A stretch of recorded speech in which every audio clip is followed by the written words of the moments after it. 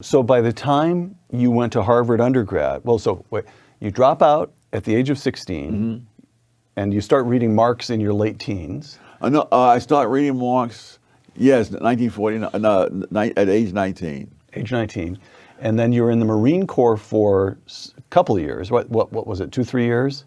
2 years. It was actually one year, 11 months, and 5 days, but who's counting? But who's counting?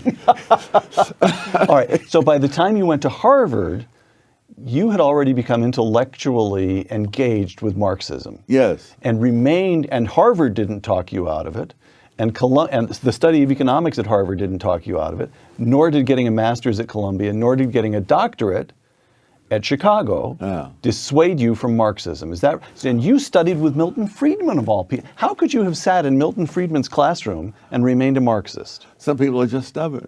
But what really changed me was not the University of Chicago. It was my first job working in a professional capacity for the government. I was a summer intern. This is after Chicago?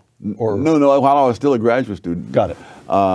And so during the summer vacation, I worked in the U.S. Department of Labor, and I began to realize, from a number of things, that the government is not simply the personification of the general will, like Rousseau or others. The government is an institute. The government institutions have their own institutional interests.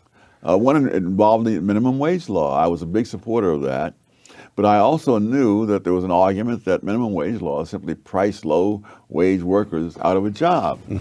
And my first assignment dealt with minimum wages in Puerto Rico. And as I looked at the numbers, I would see as they would jack up the minimum wages, the number of jobs would go down and so forth. But there were two explanations. One was that of the economists, that you priced the people out of a job, and the other was that there were hurricanes that had come through Puerto Rico, you see, during the sugar harvesting, and therefore, and I was studying the sugar industry, and therefore it destroyed a lot of the crop. Therefore, you wouldn't hire as many workers.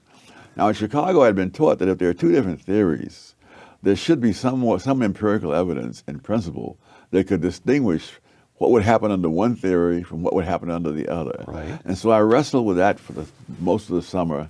And one morning I came in and I said, I got it.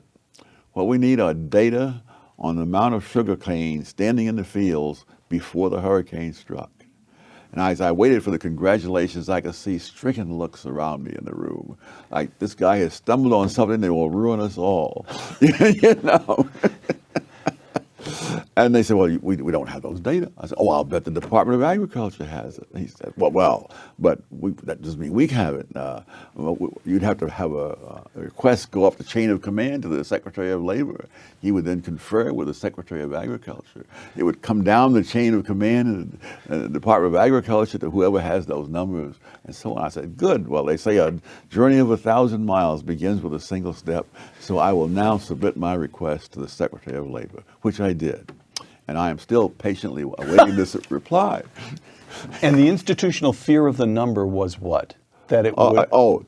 The U.S. Department of Labor administers the minimum wage law. I see. And the money and the careers of perhaps a third or some other significant percentage of the Labor Department's resources come from administering the minimum wage law.